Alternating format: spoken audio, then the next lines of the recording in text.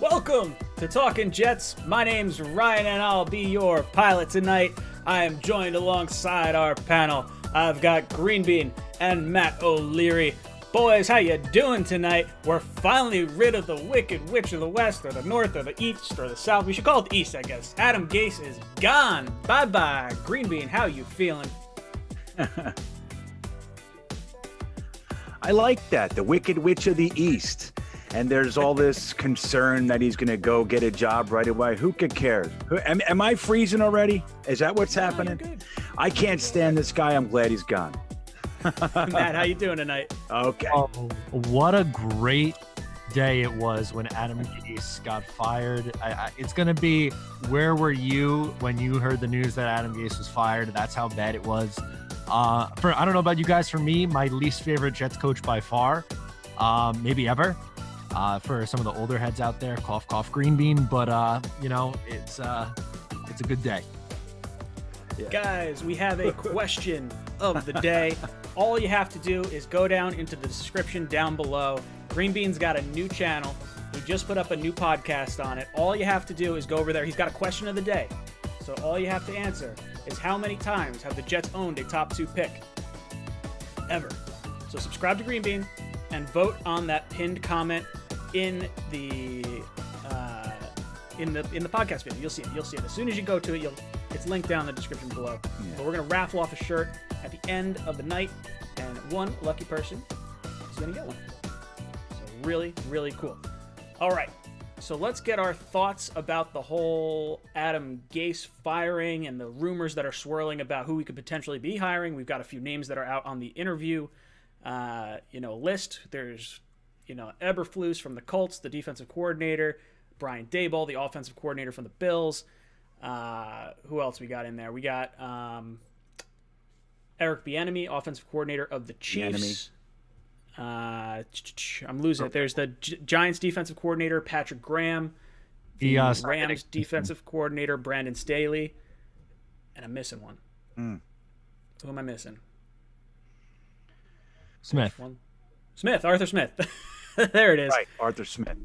Those are the ones we've heard about so far. Now, there's other rumors that are swirling too. There's rumors. Heck, well, I'll bring up the whole Harbaugh thing in a little bit, but we'll discuss that.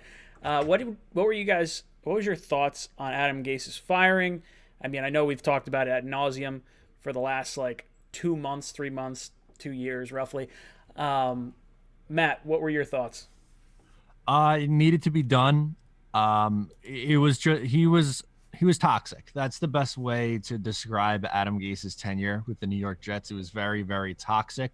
He came in here and we had a 21-year-old quarterback who was raw but had a lot of really good traits that needed to be developed, and he was brought in to develop him, and he failed miserably at it, so much so that the Jets are now in a position where they have the number 2 pick. They're going to have to take a quarterback in this draft.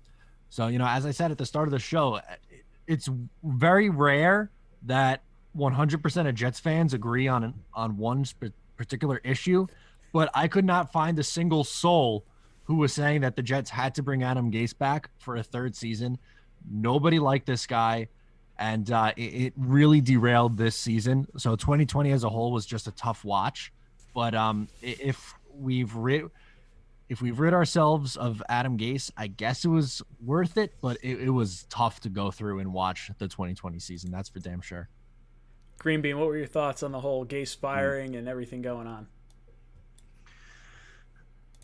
It sucked last year or before the season when Jamal Adams came out and just said, look, I want out of there because, for one reason is Adam Gase is not the guy, and I don't feel like wasting another year of my life, essentially. I hated that he did that. I hated how he did it. But that is the truth about what Adam Gase was, is that, sure, there were the couple guys like poor Sam Darnold that, adhered themselves to Gase. But overall, like Matt just said, he was toxic and everybody couldn't stand him. He didn't address the players. It goes on and on and on. The list, we could talk about each intricate detail all night long. There's such a laundry list of reasons why he's a terrible coach. So it didn't matter how it happened, what the press release said, what specific words they used. there was a guy who said Joe Douglas is lying in the presser because he said he fired Gase, and Chris Johnson said he fired Gase. Nobody knows what. I don't give a shit. How I don't care. He is gone. That's all we needed to happen. The result is what we wanted. And look, man, most of us knew this the night he was hired. I went through the Jet Nation thread. Ryan, somebody reposted the thread from that announcement. 23 pages of 9 out of 10 people saying this is the worst move we could have made. I mean, we knew 2 years ago we're going to be firing this guy in a couple of years. It's going to be terrible. Never thought it could be this bad. Never. So I'm glad he's gone, and the healing can begin. So just a few stats for you guys. Adam Gase ends his career 9-23 as a New York Jets head coach. He has 5 years as a head coach. Outscored by 558 points in those 5 years. 36 of his 49 losses have come by double digits. 27 of his 32 career wins have come by one score or less. So he's only beating teams by 9 points or more on 5 occasions. Yeah. And there were only 13 times he was not beaten by double digits. That's fucking ridiculous. That's absolutely insane. Like, screw you, Peyton Manning. Like, how could you even offer this guy up? This is absolutely horrible, especially when you're in the AFC East. Like, I understand that he's the coach of one of those two teams, and you can't beat up on, I guess, those two teams. But even still, like, it shouldn't be this bad. That's how awful it is. But we're done with Gase. We're out of here. We don't need to talk about him anymore. Let's talk about some of the head coaching rumors that we've heard. We'll bring up each name one by one, and we'll kind of discuss what we think about it. So let's bring up the one that a lot of people I hear from around the league are always talking about, and that's the idea of Eric Bieniemy coming here. He's the hot name in terms of offensive coordinators. He's been the coordinator for the Kansas City Chiefs for the last 3 years. I believe they've ranked first, second, and first in terms of offense the last 3 years. What do we think of Eric Bieniemy possibly coming here to the New York Jets? We interviewed him 2 years ago before we hired Adam Gase. He has taken on 7 interviews prior to this cycle. So this is going to be his next time around, and I think this time he'll probably get a job. But Greenbean, what do you think about Eric Bieniemy?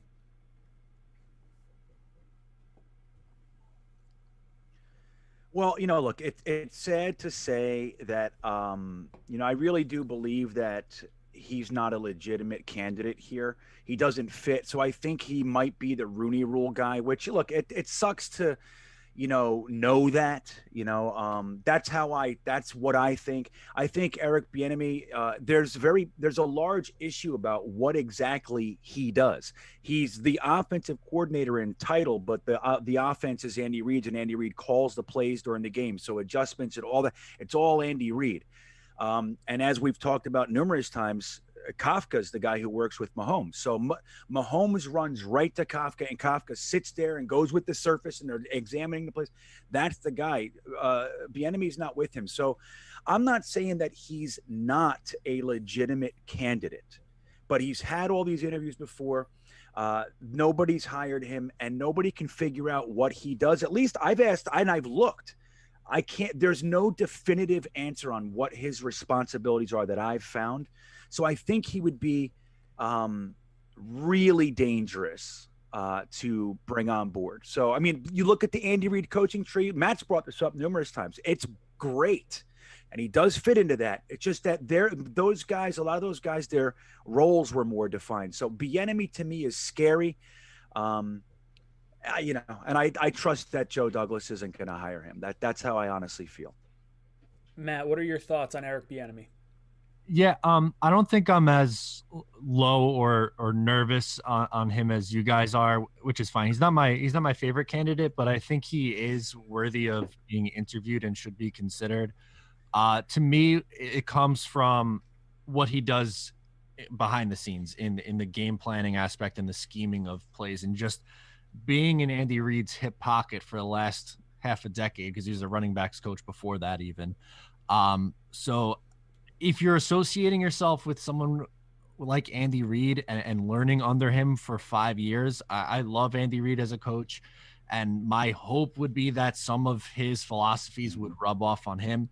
Now, again, him not calling the plays, it's probably a little bit of a black eye on the legitimacy of him being a candidate, but I do think that he is a good offensive mind. Boomer Esiason was talking about him on the radio here this morning.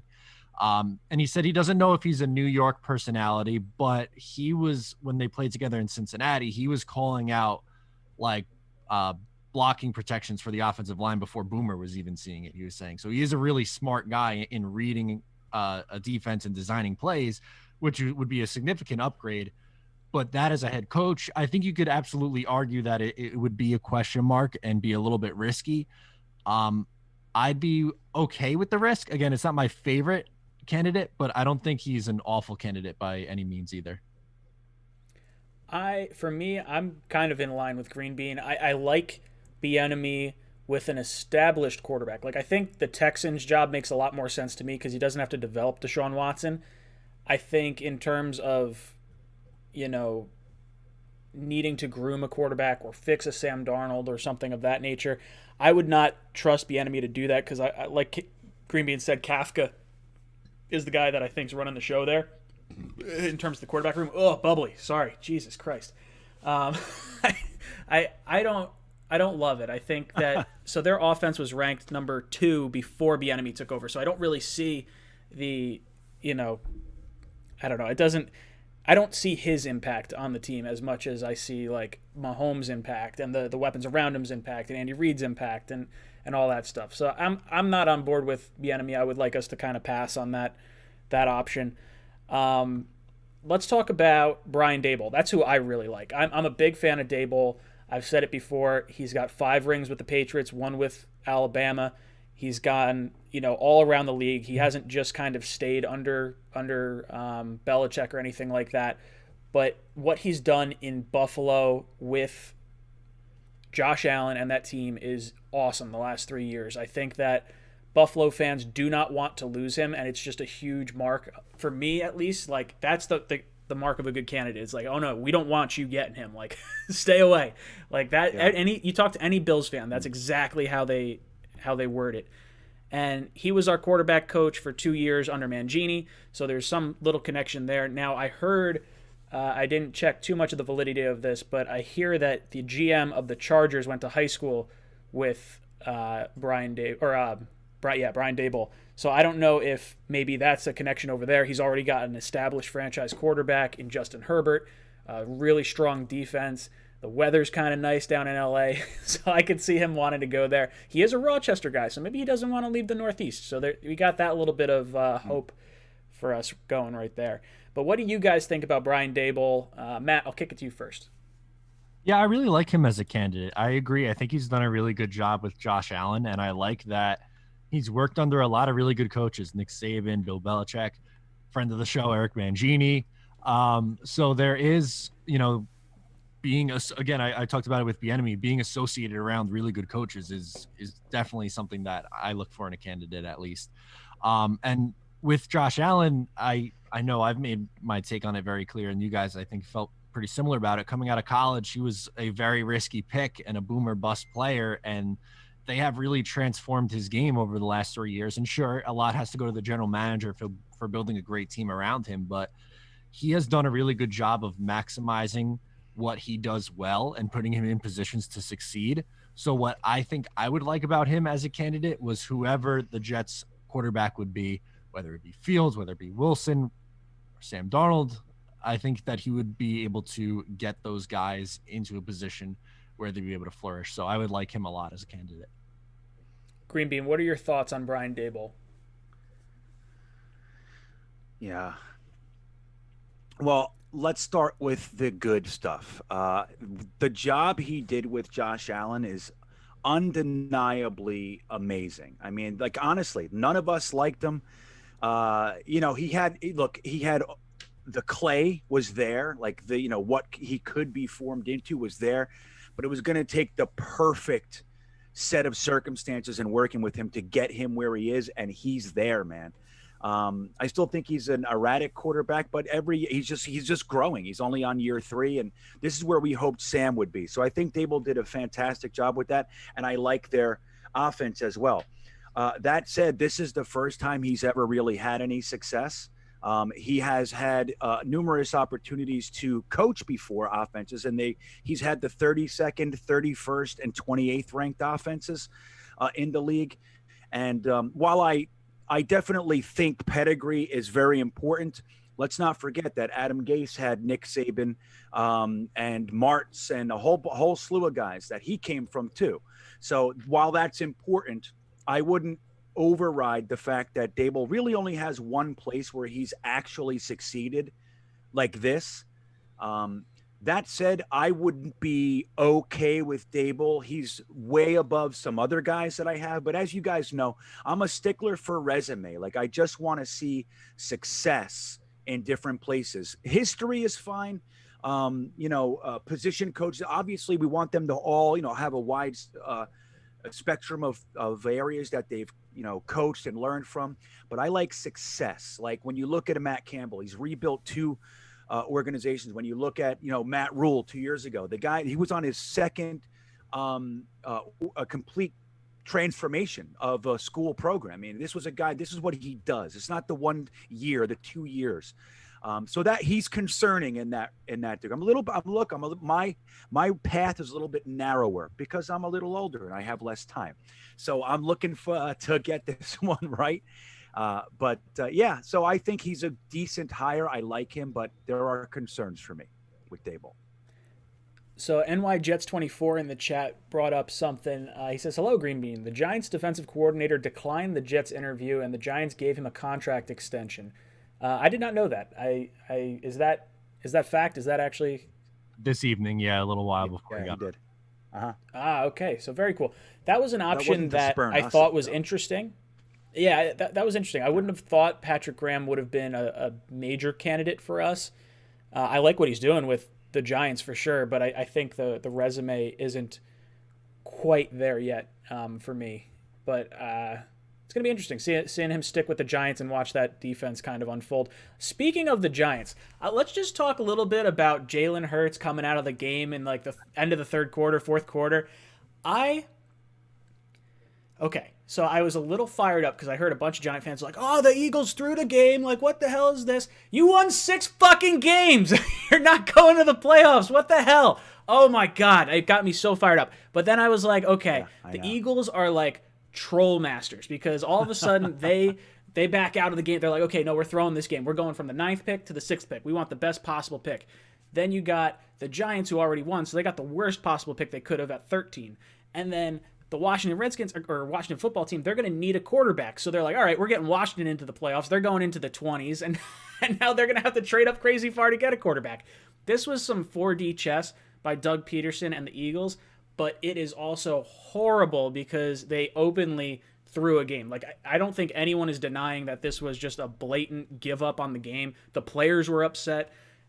You could tell by the body language it was just not good. What were your guys' thoughts on the whole, like, Giants not getting in the playoffs, Eagles throwing a game, that sort of thing? Matt, I'll throw it to you first. Yeah, so I think I kind of land on both sides of the fence here a little bit. I'll explain. I don't like the decision that the Eagles pulled mid-game. Think about it like this. If you had a young quarterback who you want to see, is he the franchise guy? Because that's what you're doing with Hurts, right? Wouldn't you want to put him in a position where he could lead a comeback late in a game that matters, not to the Eagles per se, but Washington, they want to make the playoffs. They wanted to win that game. So seeing what he could do in that situation, I think that's the direction that I would have went. And for them to pull the plug on I don't know, I didn't like that very much. But at the same time, like, the Giants, if Evan Ingram catches a pass in Philly in week 7, they're in the playoffs. So how about don't go 6-10? Like, a 6-10 team shouldn't be in the playoffs. And thank God Washington saved us from that. Because at least with Washington, like, with their point differential, at least they'll have a chance, and it'll probably be a better game against Tampa Bay. But I kind of see both sides. I see why the players are upset from a fan's perspective of the Giants. Like, I guess I'd be bummed out about it too, but again, like you went 6-10. Like you're not supposed to make the playoffs at that. Green Bean, what were your thoughts on the whole throwing a game? Yeah. Yeah, I think it's funny. You know what I mean? Like, number one, the Eagles can do whatever they want to do. That's how I see it. Like, we're at the half of week 17, and he pulled his quarterback because he's, for whatever his motivations were. Maybe Hurts was crying and said that he was scared. I mean, we don't know anything. It's just like this was the decision he made. And just like you guys just said, at 6-10, you don't have the right to complain about playoffs, man. The only reason you would have gotten in is because everyone sucked around you. And I get it. It's still disappointing, but I just think like you go, oh, yeah. You know what I mean? Like, yeah, too bad. Like, that's what it is, So that's how I feel. I think it's a lot to do about nothing, in my opinion. And I don't think they were calling for picks to be taken and all those kinds of things from the Eagles. I think all that's a bunch of baloney. I don't think it's happening. All right, guys, if you want to get your shot to win a Just End the Suffering shirt or one of the division rival shirts, I'm going to give one away at the end of this stream. All you have to do is go down into the description. There's a link to Green Bean's new YouTube channel. Click on that, leave a comment on his new video, answer the poll question. How many times have the Jets had a top 2 pick? All you got to do is subscribe to Green Bean and just answer that question over there, and you'll be entered to get a shirt at the end of this show. All right, and if you want to throw in which number subscriber you are in the chat, you can throw that in the chat as well. That would be kind of cool to see. Let's see, we got a few super chats in here. Bob Albro says, should we wait to hire a head coach until we find out about Urban Meyer to Jacksonville? Because that makes number 1 interesting, especially if they beat Bama. I don't know. For me, I don't think Urban Meyer going to Jacksonville should impact our head coaching hire, because Urban Meyer was not going to be considered for our job first and foremost. And 2, he has talked very complimentary of Trevor Lawrence. I don't think that he's going to be pulling a fast one and taking Fields, at least not at this point in time. Like, we're going to need a head coach well before we have to decide on, like, okay, well, should we consider this coach for Trevor or this coach for Fields? We should take the best coach for our team first and foremost. And if they like Fields or if they like Wilson, that's, where we go from there. Do you think the Jets should be holding in a holding formation, maybe not so much to hire Urban Meyer, but maybe for other coaches that might be looking at this? Matt, I'll kick it to you first, because I think this almost feels like a Jim Harbaugh-esque question, because it felt like I guess we'll go into this as well. Jim Harbaugh is apparently holding out from signing his extension that Michigan has offered him because the Jets' job is open and he wants to see where that goes. Now, the Jets haven't, to the best of my knowledge, reached out to interview him yet, but I think he's looking on to see what Urban Meyer gets, and then maybe he could potentially try to make a jump back to the pros. Matt, your thoughts? I'm not a Harbaugh guy, so I wouldn't particularly go that route. But in terms of waiting to see if Urban Meyer goes to Jacksonville, I don't think, let's play the game that if Jacksonville hired Urban Meyer, I don't think they're going to take Justin Fields just because he used to be the coach at Ohio State, and that's where Justin Fields went. Like, it's not like this guy coached him. It's not a Cliff Kingsbury, Kyler Murray situation either. To me, this is very simply you take the best player or the best quarterback available, which is still Trevor Lawrence, even though Justin Fields did outplay him in that Sugar Bowl game. There's no denying that. Trevor Lawrence is still the better prospect, and I think he's still a lock to be the number 1 pick. So I don't think it really matters. And to be honest, I don't really care what Jacksonville does at the head coaching position. That doesn't really impact how I feel about who the Jets should hire. I don't think the Johnsons or Joe Douglas should look at that either. Green Bean, any thoughts to the Jets possibly holding out and not signing a coach until after Jacksonville makes its decision on Urban Meyer? No, I agree with what Matt just said. It's just like, no, we're just gonna do, I think it's really cool to just know that Joe Douglas, with the background, the people that mentored him, what their style was. There was very little games. They were creative and crafty with things, but there was none of that like gamey type of shit. Like, Rex, signing the Patriots backup quarterback and making him a captain and all. I just don't see that so far from Joe Douglas, and I think that's pretty cool to know he's just looking at his own organization and what's going to be best for us, and trying to make the point that we are the most attractive landing spot, no matter what anybody else might look like. It's really here. We're going to be the powerhouse in the NFL, and I think that's a tough job. So I think he's just going to do that. I don't think it really has any bearing on us what Jacksonville does. Max is NY Jets. Thank you so much for the super chat. He says, what head coaching candidates do you want the Jets to interview? In my recent YouTube video, I said Eric Bieniemy, Arthur Smith, PJ Fleck, and Matt Campbell. So guys, we heard some of the names that are being interviewed. Are there any names that have not been mentioned that you would like to see the Jets bring in? Matt? Yeah, definitely Campbell. Definitely PJ Fleck. Pat Fitzgerald is another name from the college ranks that I think should get a look. And Joe Brady from the NFL side of things. Green Bean, what about you? What names would you like to see the Roman. Jets bring in? I forgot a Greg Roman. Why is Matt snubbing my boy? Oh my God. I can't believe I can't. It's funny that Greg Roman or Wink Martindale got a request just yet, and I think that really lends itself more to they already know them or so. You know what I mean? It's just not. Maybe they don't need to do that right away or something. I don't know, but I would imagine the guys that Matt mentioned, Campbell, Fitzgerald, and the like, would also with Roman especially will get requests for interviews, because I think they're good candidates. But it would be really funny if all the guys we were talking about for the past 2 months don't even get called. Like, no, we don't like any of those. I don't know. All these reports that we get from Cimini or whatever, fucking Cannizzaro. It's just like, no, they don't know anything. Just don't listen to those guys. That'd be kind of funny. Wouldn't it? So you brought up a good name. I like Greg Roman. I'm okay that his name hasn't been brought up, because there are a lot of other guys that I do like, maybe possibly ahead of him. I like Matt saying Campbell for sure, and Joe Brady. Pat Fitzgerald, I don't know if I don't think he's coming out of college. I think he would come out for the Bears job, so I think I could see him holding out for that eventually. For me, it's Jim Harbaugh for sure. As far as Campbell and Harbaugh are the two that I think from the college ranks that I'd like to see get interviews. Harbaugh, I know that the whole stigma of he doesn't play well with others, but I don't know. For me, when you look at a team like the 49ers that had so many losing seasons prior to him getting there, and then him just having such an explosive first 3 years, the final year was, I think, 8-8, so not fantastic, but 8-8 for Jet fans, I'm pretty sure we'd take that right now. We haven't been 8-8 in God, how many years? Since 2015, something like that. Stupid. I would like Jim Harbaugh. I think the little bit of negative press that he's gotten from his time at Michigan, I think is a little bit overblown.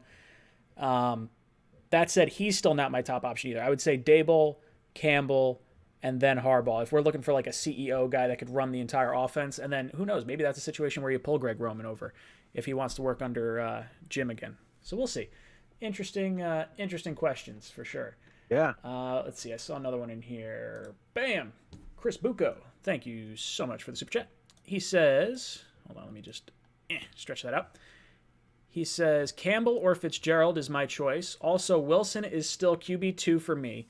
He is a more cerebral quarterback, and the character concerns have already been dismissed by Schefter, has the leadership and the moxie for New York. I think there's definitely something to be said for someone that is getting drafted to New York, sort of needs to have a different type of personality, a little bit of a swagger. That's why I kind of like Baker when he was coming out. I think he had the ability to sort of roll with the media. Sam has a great personality for the completely opposite reasons, and I do like that. It's more like the Eli Manning sort of approach, of very calm, stoic demeanor. For Wilson, I wouldn't mind it. I don't have him as my QB2 anymore. I think Fields for me is the QB2. What worries me about Wilson is really the injuries. I know he doesn't seem to have lost velocity from the 2 torn labrums, but I'm a little concerned that injury could be a concern with him, I guess. Campbell and Fitzgerald, I like both of them. I really do. Fitzgerald's interesting. I think I like Campbell more than I like Fitzgerald, but I wouldn't be upset with either one of those hires. I think going the college route's smarter. We're going to have a really young team, so it might be worth our while to go with someone who's a little more dialed into the college game.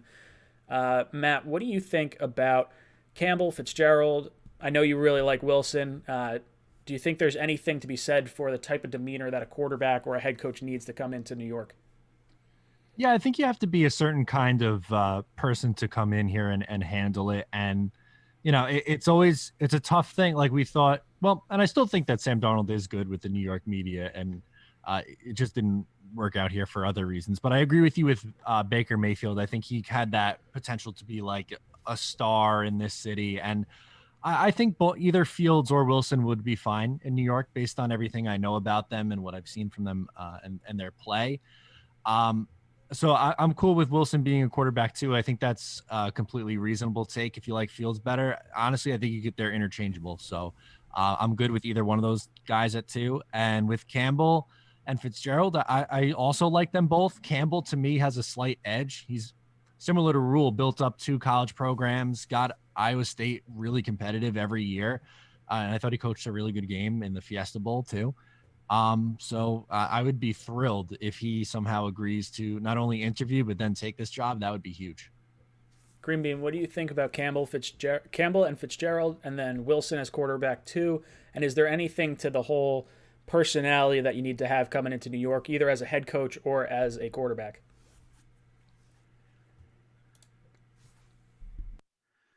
Yeah, I think there's definitely a personality. And sadly, I thought Sam's cool demeanor was going to be good for it. And I think it's outwardly, it still looks like that, but I think that he might be a little soft for the onslaught. Remember the comment he said, like, look, I have social media too, guys. Remember that? Like, in other words, like, I see that the fan base is turning on me, and that can't feel good. So I don't know. I feel so bad for him. But so while I thought that was a good personality, like a contrasting personality, like just somebody to let it roll off your back, I might have been incorrect on how he absorbs it, because that could have had an impact on him as well. I think it's a good idea to have somebody with a little bit of swagger. I don't love the word swagger. I don't know why, but it's a good one to use here.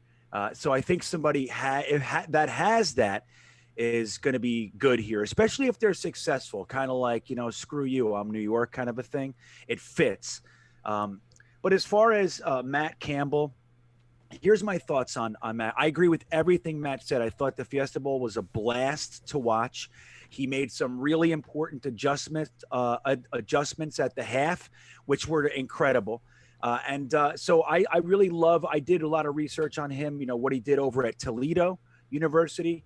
The guy, I mean, he took programs that were the place where people go to die, and he made them into champions, man. Like that's what he's doing over there. So I like him. I think that if he accepts the interview, we're going to get him. That's how I feel. I don't think he's going to take the interview. I really feel that way. And we haven't heard anything come out of the Jets about Matt Campbell. We've heard people say, with people linked to the knowledge of the thinking of the New York Jets, like that friggin' statement. Those are the guys saying that Matt Campbell, it's believed that Joe Douglas likes Matt Campbell. We haven't heard anything like really all that strong. So, I'm waiting for that name, and I think he would be great. I like Fitzgerald too. I just started looking into him. He's a similar personality in like they kind of take no shit really, but they're not jerk offs about it. You know what I mean? So anyway, I think they would be great. I would love Matt Campbell's my favorite one. I think he would be the best choice for us, but I don't know if he's going to take it. If he takes it, we got him. So speaking of swagger and Zach Wilson, the dude brought 2 BYU cheerleaders to his senior prom. Ball out, brother, ball out. I love it. Yeah. We got 2 Florida YouTubers in the chat. I saw right from there. We got 2 Florida YouTubers in the chat. I saw UCF Jaguar just pop in. He's a big old jerk, taking that whole #1 pick from us. And then we got Bucks Nason dropping in saying, love the live stream, boys. Thank you guys so much for popping in. It means a lot that you guys stop in from time to time.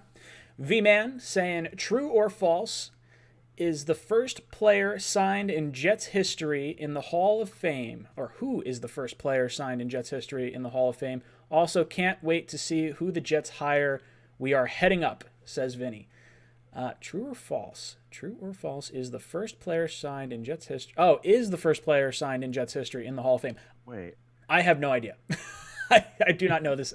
I think V-Man's asked me this before. I want to say it's true. Do you know who it is? I think it's Could Don its name Maynard.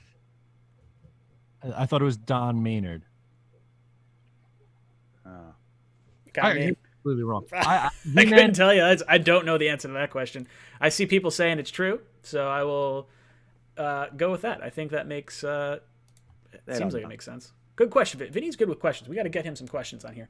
All right, guys, if you want to get your shot to win a hat, shirt, or mug at the end of the show, I'm going to give away a shirt. All you have to do is go down into the description. There is a link to Green Bean's new YouTube channel.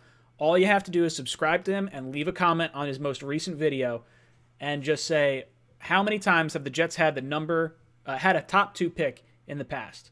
Drop a subscription over there. Let us know what number subscription you are in the little chat. It's kind of cool to watch that pop up as it goes. But we'll give a shirt away at the end of the stream. So let's go back a little bit to the head coaching rumors, and let's talk about who we would like to see from the current list. Or maybe, how about this? Who would we not like to see? Let's rank them in order. We'll go, what's our least favorite candidate of the group of candidates that we saw? Green Bean, I'll throw it to you first. Of the ones that of the interviews announced, you mean, Ryan? Yes. Yep. Which one do you like the least? Yeah. Bieniemy. The least is Bieniemy for the reasons I outlined. Again, I'm not throwing stones. I think at this point, we're just talking about the magnitude of positives, as you know, as a, what the fuck's the word I'm looking for? As opposed to their negatives. You know what I mean? I'm looking at who's the strongest candidate, and Bieniemy out of that list seems to be the least strong to me. So there it is. Matt, what about you? Who's your least favorite candidate? Brandon Staley. He was coaching D3 football just 4 years ago. He was the outside linebacker coach for Chicago for three seasons before taking over as the defensive coordinator for the Rams. He needs more time. I'm really all good with Staley. Yeah, I was going to say Staley's the one that I don't like the most of the list. He wasn't a real popular name, I don't think. I believe he followed Vic Fangio, right? He went to the Bears, and then he went to Denver as a linebackers coach, and now he's the defensive coordinator for the Rams. And, man, it's really hard to look good when you have Aaron Donald and Jalen Ramsey back there. So, For me, that's my least favorite. Then I would probably say Bieniemy with Green Bean, I think. Yeah, that would probably be my next one. And then maybe after that, what do you guys think of, Eberflus, the defensive coordinator for the Colts?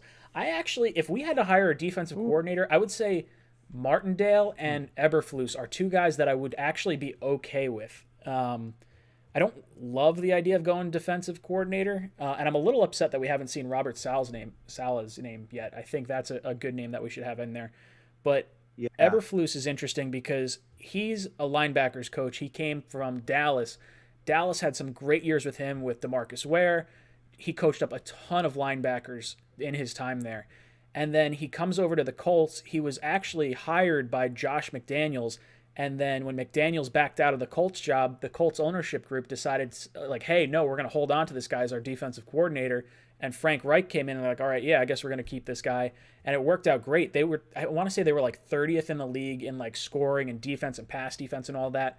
And then just in 1 year, they jumped up to, I believe it was top 10 in all those categories. And 7 of the 11 starters had been retained from 1 year to another. So he just got way more out of the guys that he had around him, plus the addition of 4 extra players, and that defense was a top 10 unit. So for me, that is a guy that knows how to utilize the talent on that team and get the most out of them. And while I don't necessarily love the side of the ball that he's coaching on, I think that's a really important trait to look at. Green Bean, have you done any research on Eberflus, and what do you think of him if you have? Well, very little, but I know he comes from Toledo.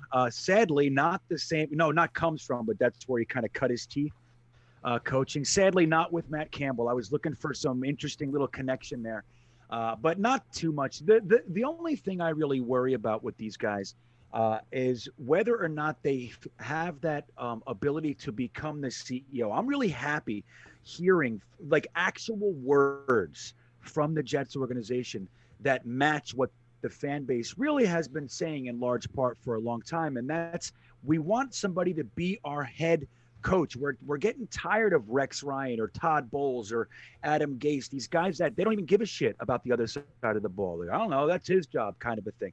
You know, we really want somebody that's a head coach. And I don't know if Eberflus has that ability yet. I look forward to looking into him, but I do like him. I like what he's done. And I like him as a coach. So I look forward to digging in and seeing how I feel about his ability to be that CEO. I just don't know if that's the case yet. Nose Kills coming in with a super chat saying, for weeks I was baffled when you talked about offensive coordinator named Eric the Enemy as head coach candidate. Some rapper turned coach. Turns out it was Bieniemy. I wouldn't mind having a head coach called Eric the Enemy though. No question. Go Jets. I believe it was was it Chris Berman who gave him the nickname Sleeping with Bieniemy? Like when I saw that, I was like, oh man, it's like actually pretty fun. You could have some fun with his name. Did you guys ever screw up a name? And actually, I don't know really where I'm going with that. It's funny, like the enemy. What is there any rapper name that like? Yeah, the enemy. The enemy. I don't know. I'm not going anywhere fast with this. I gotta switch subjects. let's go back. All right. So let's talk a little bit about the whole Douglas press conference a little bit ago. What was it, a few hours ago? And he was talking about how like we're all on the same page with the head coach. We want to look for a guy that has integrity, leadership, communication. Do you think these are I guess I'll go back to the head coaching rumors. Do you think these are faults that Adam Gase had and that's why he's bringing them up, or do you think it's just something that, you know, we'd look for either way? Matt, I'll throw it to you first. I think it's I'll say it like this. Usually what tends to happen when you fire a coach is you like to go with kind of the opposite of what the last person was.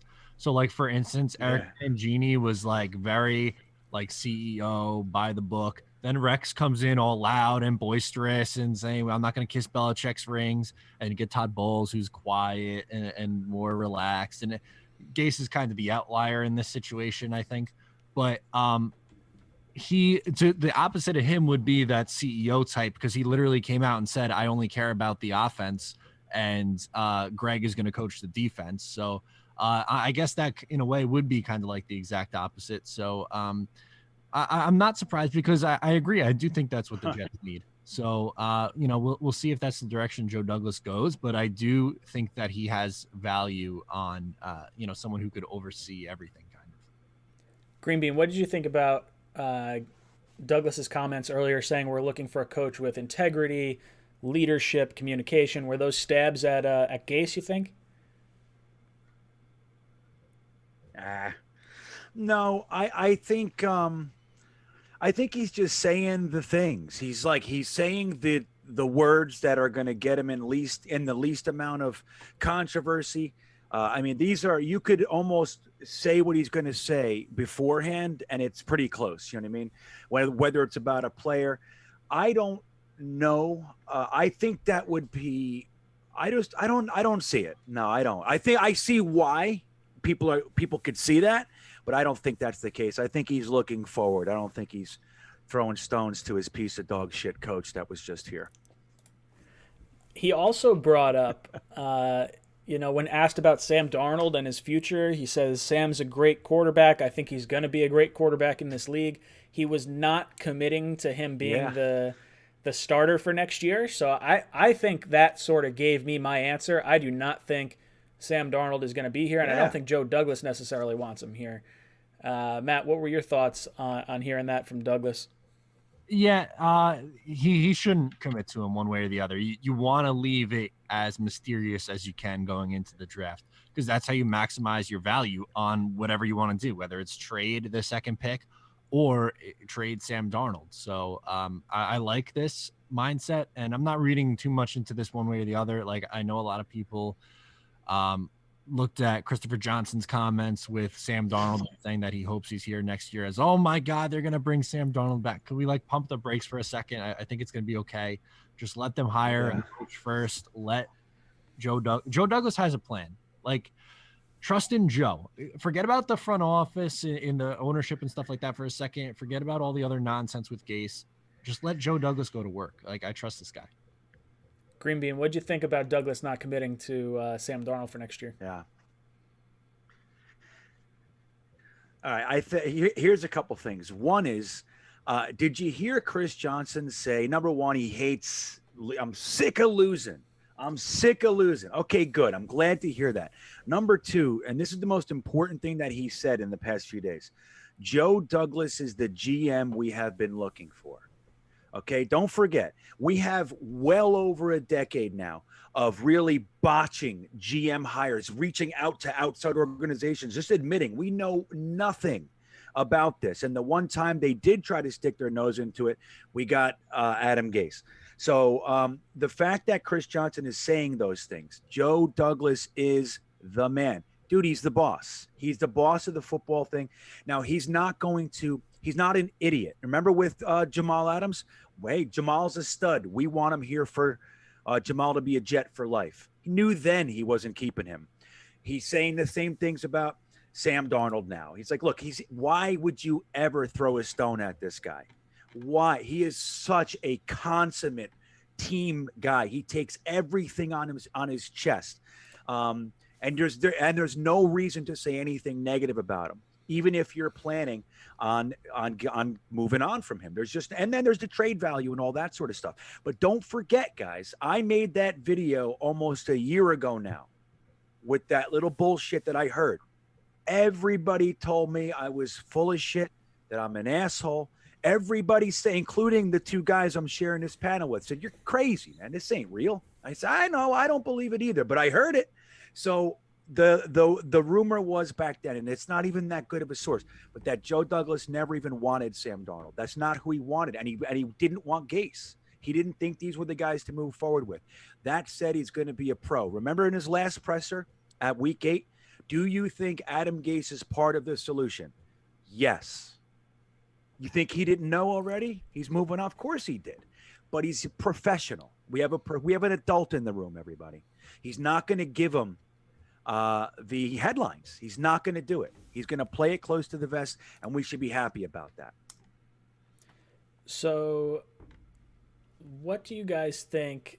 I have to give you credit, because when you said that Sam Darnold was going to get traded, I was like, you're so full of it. He's our franchise quarterback. We're not going to be that bad. There's no way we're getting the top 2 pick. I think at the time we had said, like, the only way we move on from him is if we get Trevor Lawrence. And, like, who would have thought we would be in contention for Trevor Lawrence literally up until week 16 of this year? No one thought that, and Green Bean was first to call it out. So props to Green Bean. Guys, if you want to get your shot to win a hat, shirt, or mug at the end of this stream, all you got to do is go in the description down below, click on the top link. You'll see Green Bean's new channel. All you have to do is click on that and subscribe to him and leave a comment under his most recent video. You'll get entered to win a hat, shirt, or mug at the end of this stream. All right. NY Jets Tales, thank you so much for the super chat. He says, anyone on this panel think Darnold can follow in Tannehill's footsteps and become a legitimate quarterback without Gase around? Matt, your thoughts? Maybe. I do want to say this, though, because I see the Ryan Tannehill comparison a lot. Ryan Tannehill never was as bad as what Sam Darnold was this year. And it sounds like I'm such an anti-Darnold guy, and I don't want to be. I'm just saying, like, what I've noticed from this year. Like, I don't want to be known as the anti-Sam guy. That's not what I want to be. But just if I look at the numbers, he never was as bad. Tannehill, that is, was never as bad as what Sam was this year. And if you combine all their starts under Gase, Tannehill has the better numbers. So you could say he was the better player. And yeah, he got saved post Adam Gase. Again, maybe Sam Darnold does get saved somewhere else, but I would say the chances of that are pretty slim because it looks like the damage has been already done, unfortunately. Matt brought up Tannehill stats beforehand. Just so you guys know, the year before Adam Gase got there in 2014, Tannehill's year before Gase was there.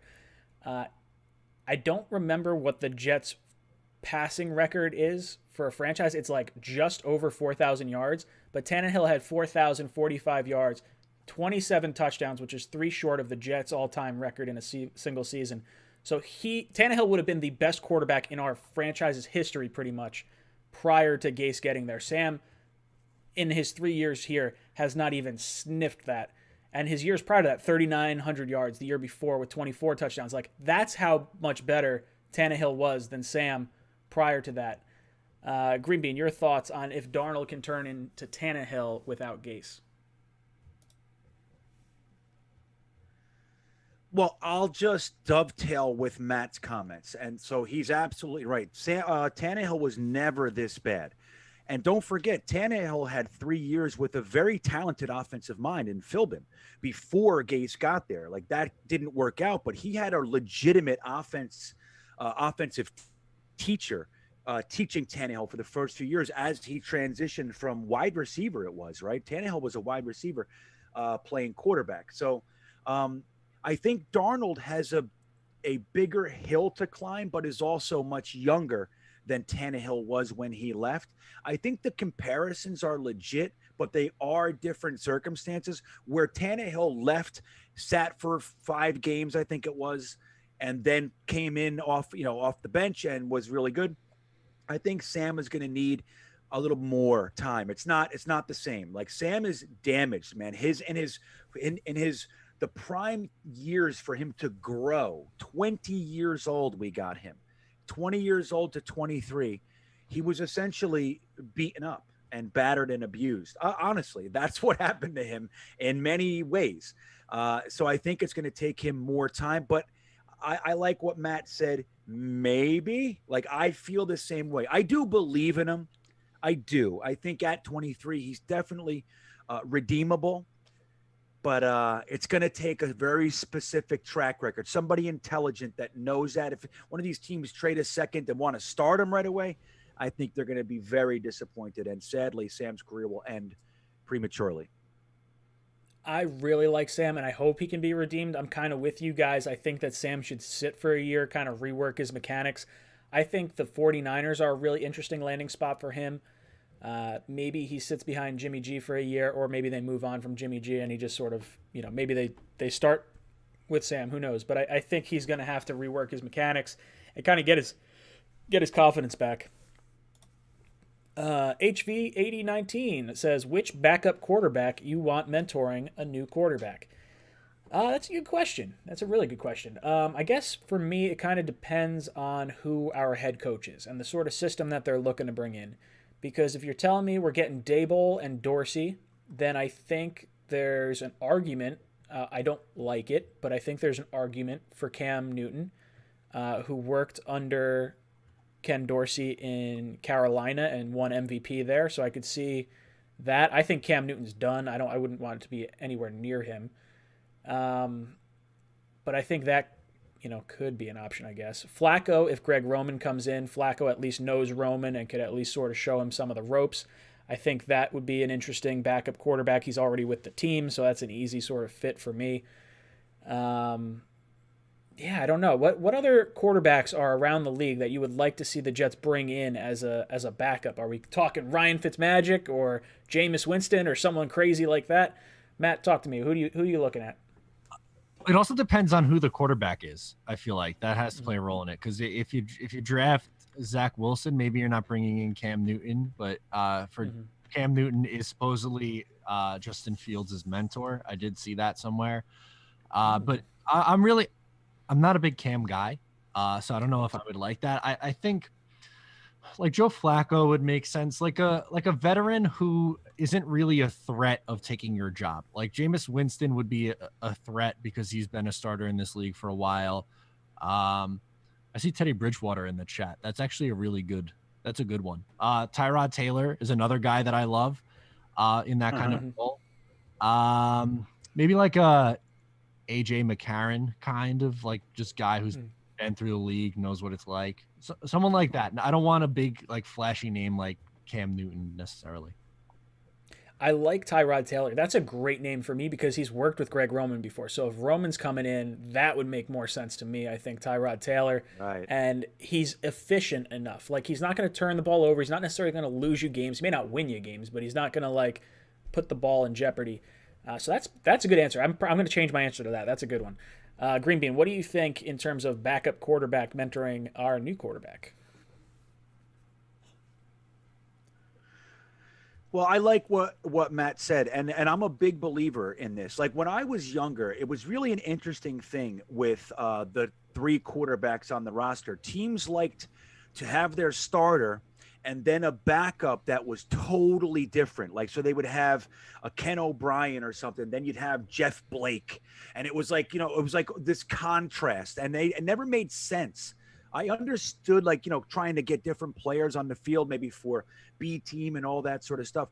But it really makes a lot of sense to have a quarterback that could come in and work the same offense in the same way as your starter. So it really would depend on who you want to bring in. So, like, obviously, if you bring in Fields, somebody like Cam Newton is going to be great for him. Now, conversely, if you bring in Zach Wilson, if you sign Zach Wilson or draft Zach Wilson, maybe somebody like AJ McCarron or keeping Flacco. See, the thing is, people are saying it in the chat now, Flacco is not the best mentor. He's not.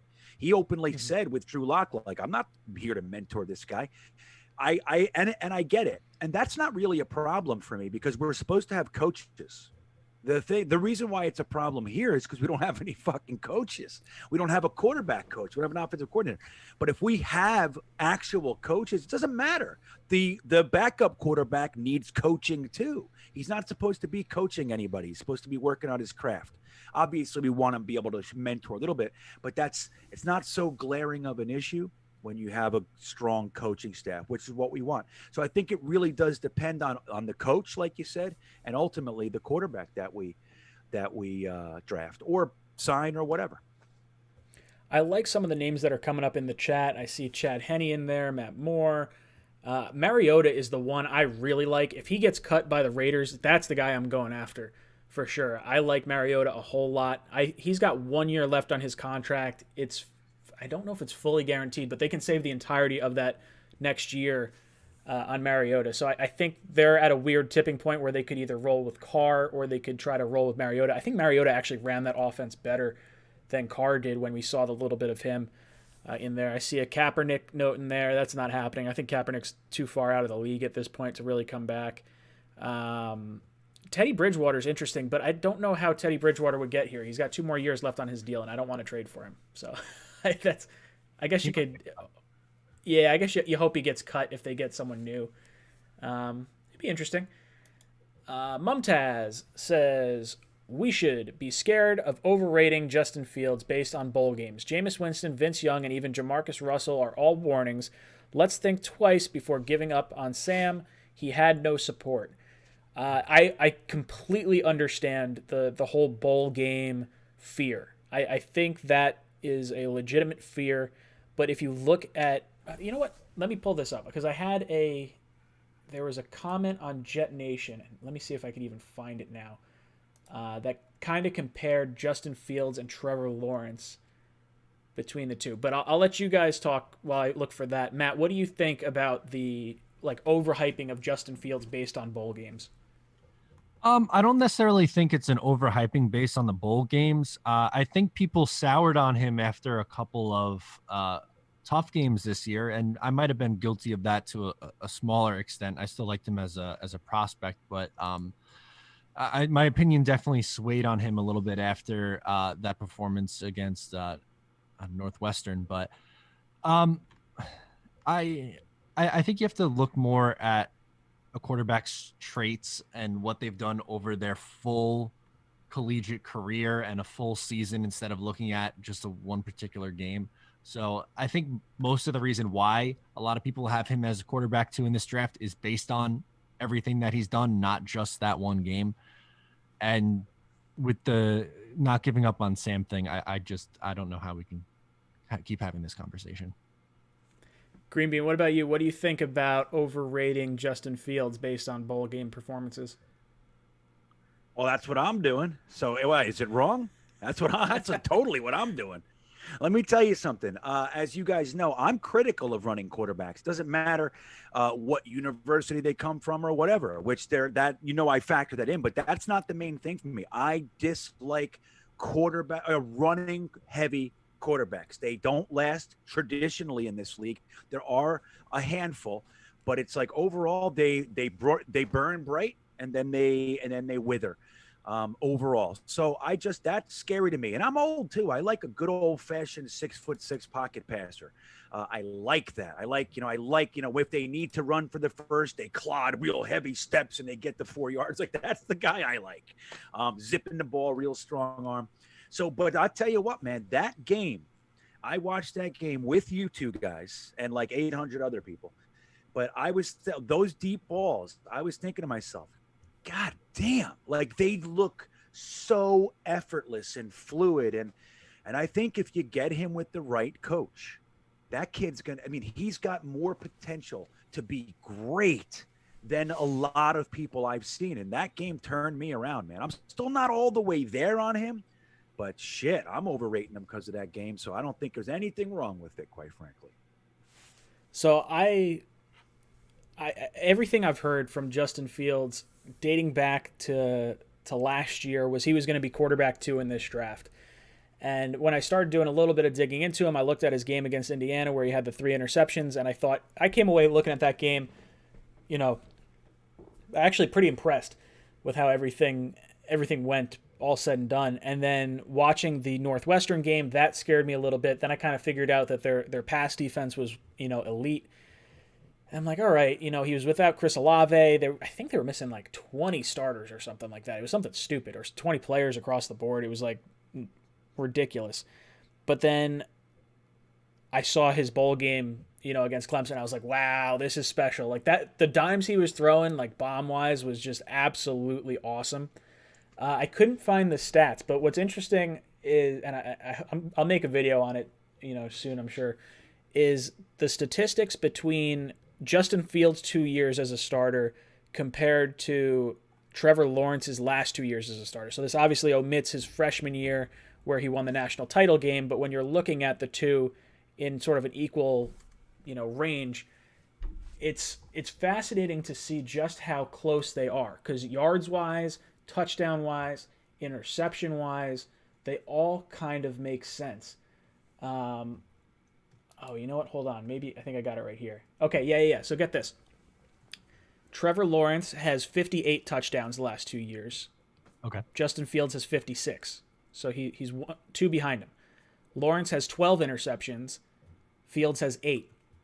Completion percentage for Trevor Lawrence, 67.2. Completion percentage for Fields, 68.9. Yards per attempt, they are both at 9.2, and then Trevor Lawrence is 9.26, Fields is 9.25, so literally 100th of a yard less. Rushing touchdowns, Lawrence has 16, Fields has 15. Overall records, this is all prior to the most recent bowl game. This was taken just before the Clemson Ohio State game. 23-1 for Trevor, 19-1 for Justin Fields. And then when you go back, 4 of the 6 defenses that Fields faced this season are in the top 31 nationally in terms of yards per pass attempt, while Lawrence has faced just 1 in his 9 games. In 2019, Fields faced 7 top 30 defenses, while Lawrence faced 3. Texas A&M, Ohio State, and LSU, none of which were even in his own conference. And then surprisingly, according to Pro Football Focus, over the course of the last 2 seasons, Justin Fields has gotten a 92.4 and a 92, whereas Lawrence has a 91.5 and a 91.1. Then we go back to the whole Elite 11 camp that we brought up the other day, when both Fields and Lawrence went there out of high school. It's, they get all the big prospects, all the big quarterbacks, and Fields actually won MVP over Trevor Lawrence. So there is a little bit of, I think they're a lot closer than people give him credit for. Now, Lawrence is the prototypical size of 6'6". He doesn't take the shots that Fields has taken, but I think there's something to be said for, really realizing that Fields would go number one. If Lawrence was not in this draft, Fields is going number one. So if you're trying to, make excuses for Fields based on bowl games and things like that, I think that's kind of a mistake. I think he's a lot better than people are giving him credit for. Just interesting. Do you think any of those stats that I just sort of rattled off, mean anything? Is it, am I overlooking it? Do college stats not mean anything? Because I know Geno Smith, I think his last year he had like 50 touchdowns, but everything was past like 5 yards. It was to Tavon Austin and Bailey, and they were running all over the place. So, Matt, what do you think about, all that, being said? Yeah, it's tough because I feel like each circumstance is a little bit different, especially in college. So it's hard to compare players like that. But I really think that it's kind of showing you just how good this quarterback class is. That's how I took it. No, I don't know about you, but Right. my takeaway from it is just how many really good quarterback prospects are in this class. Like everyone talks about Trevor Lawrence as this great prospect, which I believe he is, but Justin Fields isn't too far off. And I don't have Zach Wilson. I think Zach Wilson's right there also. And you can make the case for him being quarterback too. So I'm really, not super surprised to hear you rattle off those numbers and it being closer than maybe anticipated by some people. Green Bean, what do you think about the numbers I just rattled off? Yeah, Matt just stole my point, as is standard a lot of the time. Dude, this quarterback class is one of those These guys are actually good, in my opinion. It's like last year's tackle class, It's like you have to pay attention to this type of stuff as well. Like, sure, we could put this off. From what I'm seeing, next year's quarterback class isn't supposed to be as beefy as this one, just like this year's tackle class. This year we have Sewell up there. Everybody's Sewell. Last year we had 4 Sewells, okay? 4 Sewells up there. So it was a good idea to take one of them because it looks like you're more likely to get a hit if you take it in a better, like when the class is strong for that. This is the year for a quarterback. That actually does surprise me. For a long time, I knew about Trevor Lawrence. As you guys know, I'm very specific in my college ball.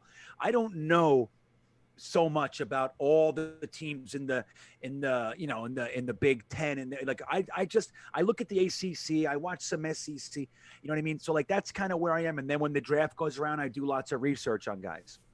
So I can't, really say that I've known all about Fields for as long as I've known about Trevor Lawrence. Now that's just media shit, but I remember when he was a freshman here, and reading about him, like, damn, I wish we could end up getting that kid. And I think that goes a long way toward why when we were almost had him, it was like, oh my God, like the dream, so that there's a lot of marketing's a very important aspect of all this stuff, and awareness about certain people. But the stats actually did surprise me when I looked at that stuff. I'm like, wow, they're parallel, man. They're pretty close. And like you said, Ryan, in any other year, Justin Fields goes number one. And so why does Trevor Lawrence being in this draft take away the validity of drafting Justin Fields? It shouldn't be that. If Trevor Lawrence is better, great. That doesn't make Justin Fields suck. You know what I'm saying? And that's, I think, what a lot of people do. It's like this black and white thing. If I say Justin Fields is good, I must be saying Trevor Lawrence isn't. And that's not true. Or Zach Wilson, for that matter. You could think they're all fucking good. This is our rules, man. I make the rules for who I want to like. You know what I mean? So I think I was surprised by that. But I think, like I said, I'm on a Justin Fields kick right now. I don't know what I'm bugging out on this guy. So if the draft happened today, I'd like to see Fields taken at 2. Who knows what will happen by the combine, though? We have a big old Bama game in the way now, don't we? So we'll see how that goes. We do, and there's actually a little bit of concern, I think, from what I was looking at. hold on. Let me find it real quick. Yeah, so there's a possibility that the OSU game could be postponed. According to Brett McMurphy, because of COVID issues at Ohio State, there has been discussions about postponing the college football title game until January 18th. First reported by so-and-so, so-and-so. Game remains scheduled for Monday right now. So that could change, potentially. Now, let's see. Let's get back to a few super chats. Judy Montoro, thank you so much for the super chat. I don't see a question in there, but I appreciate it. I would throw it up on the screen, but we talked a little too long on the last topic. Max's NY Jets says, I've heard from Jets Talk News that Joe Douglas is allowing head coaching candidates to pick their own coordinators. Yes, that is huge. That is absolutely huge. It's something that I think all of us sort of expected after the last time around, and we saw, Matt Rule decline coming here because we tried to force Greg Williams or whoever we wanted in terms of coordinators on him. The head coach should pick his coordinators. The GM should pick his head coach. The owners should write the checks. That's the power structure I want. We heard a little bit of stuff from Chris Johnson yesterday saying they're actually taking that into consideration, that the structure may change. It may go owner, GM, head coach, assistants. Matt, what do you think about the head coach picking his own coordinators? What a novel concept. Like this, isn't this how it's supposed to be? If only 2 years ago, the Jets allowed Matt Rule to pick his coaches, maybe we wouldn't be in this situation we're in now. But no, seriously, like this is a good thing. This is a sign that they're learning from their past mistakes, and that like hire a coach you trust and then let him do his own thing. Like, I don't understand how you can make this so complicated. Green Bean, what do you think about a head coach selecting his own coordinators? Again, Matt, it's just funny. It's a funny thing. Imagine that. Imagine that. Now, it's funny because my podcast that I just put out today, I spent a lot of time on deconstructing these announcements and everything. And the way that I look at it is that they have to say things in a certain way to make things feel and look a certain way. Now, Chris Johnson stuck his nose where it didn't belong 2 years ago, and overrided. First of all, Mike McCagnon was overridable, but Chris Johnson did all this stuff and made all these decisions, and they blew up in his face. Okay, so now he doesn't want to go say, "Hey, I suck at this. I'm a spoiled rich kid and I've never done anything in my whole life, and now so I'm just going to turn it over to Joe because clearly I'm in over my head." He's not going to say that. He's going to go, we're assessing the validity of the value of such a, that's what he's doing.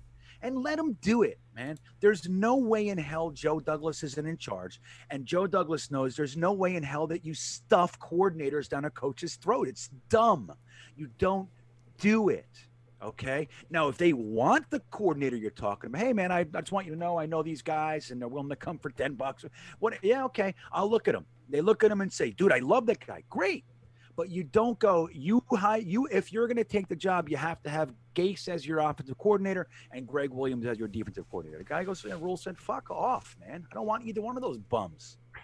I want Joe Brady. Joe Brady sucks, but we're going to interview him in 2 years for our head coach. It's like, it's just all so silly. So I think it makes tons of sense. And I'm in love with all of the blurbs coming out right now from these guys. We're going to consider the hierarchical change. That means a hierarchical change is happening. Okay. They're considering it because theirs sucks. That's why. Okay. Do you think what are they considering? With who? Who are they talking to? You think Joe Douglas? Joe, you think the guy you hire, we're wondering if we could put him on the same level as you. Yes. That's what I want. I want the guy I hire to be my boss. That's what the fuck are we talking about? So I think let them say it how they need to say it to save the shredlings of face. And I won't even I don't even have to throw it at them. Fine. Consider it. Let us know when you're done considering it. And we already know the answer. It's fine. The head coach should pick his coordinators. The GM should pick his coach. And that's the way. And the coach should report to the GM. And the owner should sit in the back and just play cool. That's it. And sign checks, man. That's it. You know what I mean? So I think it's good. I think it's stupid that we're even, and in this place where it's like, what do you think? You know what I mean? Like, oh my God, this is news. But it is news and it's good news. All right, guys, if you want your shot to win a hat, shirt, or mug at the end of the stream, all you have to do is click in the description down below. There's a link to Green Bean's new channel. All you got to do is sub them up and leave a comment under that video that's there. And let's switch it up a little bit. We were going with the, how many times have the Jets owned the number 1 or number 2 pick in their history? I've seen Jerome Stacks in the chat dropping a bunch of nicknames. We have City Fields. We've got Justin Credible. If you got another nickname for Justin Fields or Zach Wilson, let's see what you can get under Green Bean's video, and we'll allow all answers for this. So if you got some good answers and you got a sub, throw it over Green Bean's way. We got over 700 people in here, 730 across all 3 platforms. So just bananas. Joe I could S. use every says, one of those subs, Ryan. I could every use single every one of them. If everyone in this video right now goes over to Green Bean's channel and subs him up, we could break 1,000 for him. we could do that. I'm sure there's a few in here that have already subscribed, but you guys could do that. You guys could be that magic push. Yeah. Joe S says, look at what Watson is doing with no support. Yeah, that's a huge thing. Like Sam should have been able to show more. I know we didn't have the offensive line. I know we didn't have the weapons at the beginning of the season, but I think there's something to be said for young quarterbacks showing out with less than stellar situations. Joe Burrow was looking legit. Sam Darnold couldn't, he couldn't do anything this year. It was absolutely awful, and I don't know how much of that is entirely on play calling, because we've seen plays from Adam Gase. That's one thing that we can't really knock him for. The play design itself, at least for the first half of the games, were actually pretty good. We had guys running wide open, and Sam was just trigger shy, not throwing the ball. So what do you guys think about Watson and his lack of support, compared to Sam? Matt, I'll throw it to you first. Yeah, that just goes to show how good Deshaun Watson is.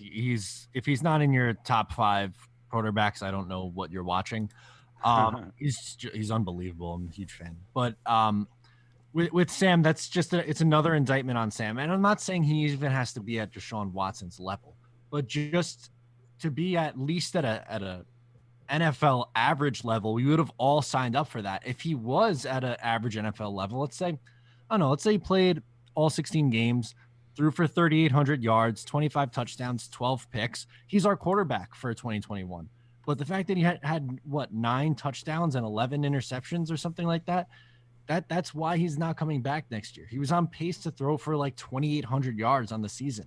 That's terrible. In 2020, it's so hard to do. So it's unfortunate, but the wheels really fell off this year. And I think that's why, we're going to move on. But Watson's just talk about doing, something with nothing. That's Deshaun Watson. Greenby, what do you think about Watson and what he's been able to do compared to what Sam Darnold has done? I love Matt O'Leary. I just want to say that. I got to stop passing it to Matt first. I got to throw it to Greenby. I more know. often. It's right. It's really, I know. I didn't realize it until I keep saying that. I'm like, wow, Matt's going first a lot.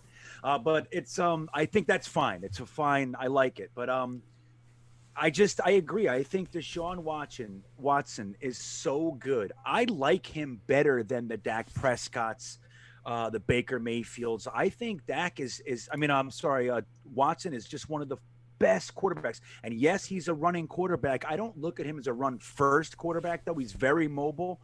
He's like on that line of where I wouldn't like someone. But yeah, man, taking away DeAndre Hopkins from that man is the biggest crock of shit that I've ever. It's just, I don't know what possessed somebody to do that, to break up that little arrangement they had going on. But it took him a minute. But you look at him, man, he's so good. Now, we can get into some stuff in a minute. I don't want to take over the panel or anything. But there's a lot of talk about trading for Watson and what could be. And I have all kinds of theories for that. But let me tell you something. If the Jets with Watson would make me very happy, as long as we don't sell the farm to get him. I would love it. It's my fave. So I wanted, you know what? Let's do this. Let's have a conversation about that right now. Then let me throw that up there. We'll go Watson trade. Oh boy. Question mark. And let's have a little discussion about it. What do you guys think about Deshaun Watson and trying to get him, is there a realistic possibility that the Texans could actually be moving on from him? Like, I don't know where this rumor has started. It just kind of baffles me. It's such a hard position to get right, and it seems like they got a top 5 guy. Like, why screw it up? Don't do that. So Greenbean, I guess give us your thoughts on the Watson trade. Well, the reason that they would is because number one, they blew it all up. So the GM is going to be new. The coach is going to be new. They're $30 million over the cap as it stands right now. They have no first or second pick. So they're in a very deep hole to attract anyone there. I think Watson might be the only thing to attract someone, but there were some rumors, some rumblings that both him and J.J. Watt are unhappy in Texas, or, in Houston, let's say. So in the event they are looking to move on from him, everybody would already know that getting rid of him is a move to be able to clean it all off and get out of the hole, because $30 million over the cap and no draft picks to build with is a problem. Is it for a new head coach and a new GM and all that? What are they gonna do? There's very little you can do in free agency. There's very little you can do in the draft. In the front end of the draft. So in the event they are willing to move him, I think that most of the GMs are going to, especially our GM, Mike McCagnon might not know this. He might go, Watson, I'll give you 4 firsts. You know what I mean? But I think Joe Douglas is going to know exactly the hole that they're in and be able to work it down, because they're getting him off of the books might have the same value, especially in a quarterback class like this, when there are guys that really have a lot of potential. This is a deep quarterback class, even though the top 4 are in a different tier than the other guys, it is still deep. So who knows what they're going to want to do. But the fact, keeping a disgruntled guy for a new coach that happens to be expensive when you don't have any money could be an environment that breeds a trade. And I think that if they do breed a trade, as soon as they make the call, you're just like we were talking about last week with Jacksonville. They make the call, you already know what they want. You know what I'm saying? You already know. So that drops their leverage. And if you're smart, you can play with that. So I think you can get Deshaun Watson for a second and Sam Darnold or something like that. They take Sam, they take Mac Jones, and they start over with a new coach, and they draft next year because they're going to suck. You know what I mean? But then they clean it off, and they can start fresh, kind of a thing. That was just an example. But yeah, it's interesting. I'd love them. So explain to me real quick, what do you think the Jets would have to give up in this trade? You're saying a second round pick and Sam Darnold to get it done? Yeah, and that might be a little light, of course, but I don't see Joe Douglas giving up, especially with Justin Fields and Wilson and Lance sitting there. It's like, I'm not going to give you that. That pick's worth more. So maybe like our second first, or like that we have a very high second too. So which a lot of people, the old conversation, that's really a first, or, you have the last third and that's really a fourth. You know how people do that. So technically speaking, our second is a first round pick, but who knows? But maybe we give him our second first for Watson, which would be a steal, dude. You know what I mean? It would be a steal for him. But I think you could probably even go lower, because they're getting him off the books on top of that. Plus they get a first round pick, which they don't have. They don't have a first or second. The Texans won't even be there till the second half of day 2 of the draft, which is just incredible. That sucks. And then they got $30 million. They can't, they have no money to spend in free agency. So what are they going to do? You know what I mean? So I think you could get him for cheaper than normal this year. Matt, I think that Greenbean is completely off his rocker, because there's no way that they would trade Deshaun Watson for that. If you told me I could trade Sam Darnold and our second first round pick for Watson, I'm doing it 100 times out of 100, and I'm trading that at 2. Right. So 100%. I would say it's tough, because I like Watson. For me, if I'm the Texans, I do not trade Watson unless I'm getting number 2 or unless I'm getting number 1 from the Jaguars. Like, that's how I do that. And then you create the all the picks and everything that you could possibly get. If they're looking to clear money off the cap, I think more so than not, I think Watt's probably going to be an option. I think they'll try to move on from him. But Bill O'Brien's not there, Greenbean. We're not getting Watson for that kind of a steal. Yes, Matt, talk to me. Tell me, what would it take to get Watson, and would you be on board with it? I want Greenbean to know that I love him very dearly, but that was insane what he did out of it. Sam Darnold in a second. Holy smokes. I would do backflips if I was able to. If the Jets were able to pull that off, I would kiss Joe Douglas straight on the mouth. That would be tremendous stuff. I really think from the Texans point of view, there's no way that they trade him. I know their cap situation isn't good and they don't have a ton of picks, but they're going to have to suck it up for right now. And then at that point, after you get through the next year or two of probably not playing good football, but you have the quarterback situation figured out. Like, that's the toughest thing in this game to do. We've been trying to do it for how many years? The Browns before Baker Mayfield have been trying to do it for how many years? The Jaguars for pretty much their entire existence have been trying to do it for how many years? So once you get that asset, you need to keep it. So I don't think there's any way that they trade Deshaun Watson. They'll cut the entire roster and play with just 15 people before they trade Deshaun Watson. I think what I would do if I was Houston, I would look. It's Romeo Crennel was the one they interviewed halfway through. He was the interim head coach, I think. I would keep him on for 1 year, and I would say, you're coming back. We're going to retain you. I'm sure Watson has a semi-good relationship with him at this point, and then you fire him next year once you can reset everything. You have the draft picks. You look more attractive, and then Watson's like, okay, he doesn't necessarily – like, if you try to get a head coach now, like, I think they are probably – if they're not the worst landing spot for a head coach, it might be Detroit. Detroit might be the bottom of the barrel, and then the Texans are pretty close. Like they're hurting right now. No draft picks, no money. Like, what is a head coach going to come in? You're like, okay, hey, we're punting on a season. Like, that's what you're saying, and then what you're wasting a year of Watson. Like, for me, if the ownership group was smart, they'd roll with Crennel and then reassess it next year. Multiples coming in with the super chat. Sup, everyone. First, Ryan, congrats on 11,000 subscribers. Thank you so much. It means a lot. It was nice to see that number click by. And do you think a team like the Colts or Saints could make a trade for Sam? Yes, absolutely. I was making a video today. I shot the whole video, and then I think I'm going to scrap it. And I got to it sucks. Like, I didn't even sit down and edit it. But the Colts and the Saints are two teams that I think are definitely going to be interested about Sam Darnold. And I don't know what it's going to take to get him. The Colts, I love their offensive line. I love their head coach. He was able to work, I don't want to say wonders with Carson Wentz, but he was able to do really well, Frank Reich, with Carson Wentz. And they have some weapons over there. They got Pittman, who Sam played with at USC as wide receiver, so that's interesting.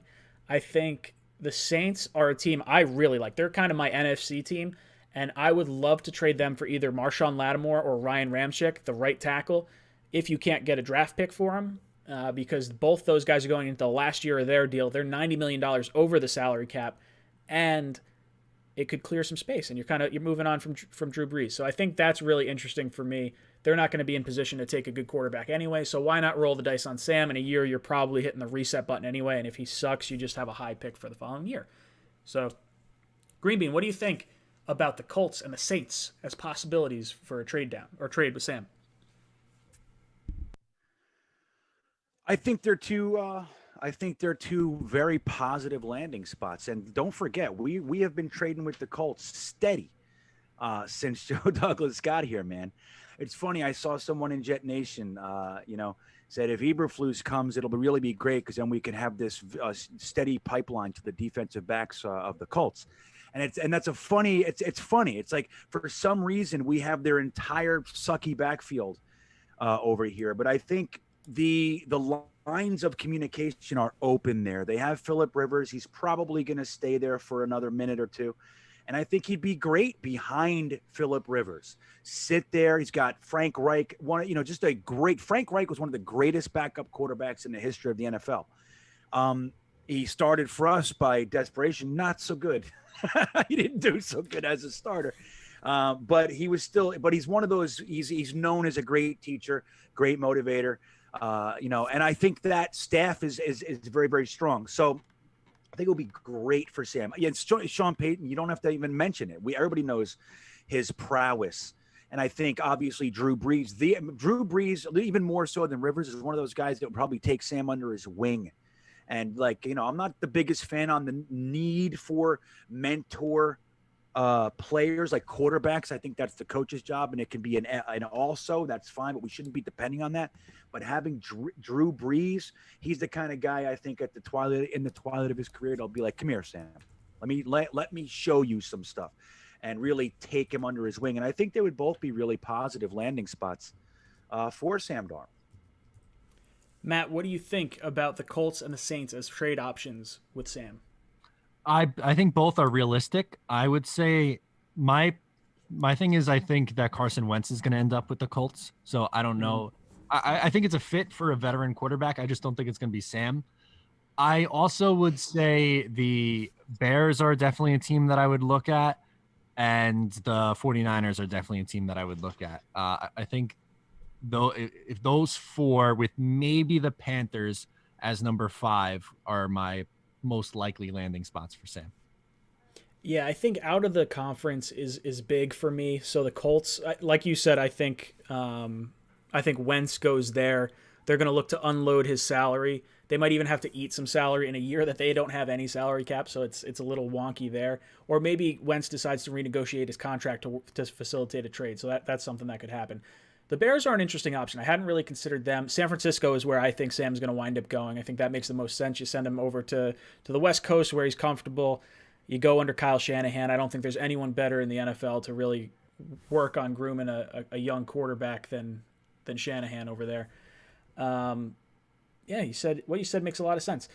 Jets take off. Thank you so much for the super chat. I tried going through the chat to see what your question was, but it says message retracted. So just thank you so much. And holy smokes, Multiples dropping his nuts on the table. Thank you so much for the super chat. Coming in with a $50 super chat. Holy cannoli.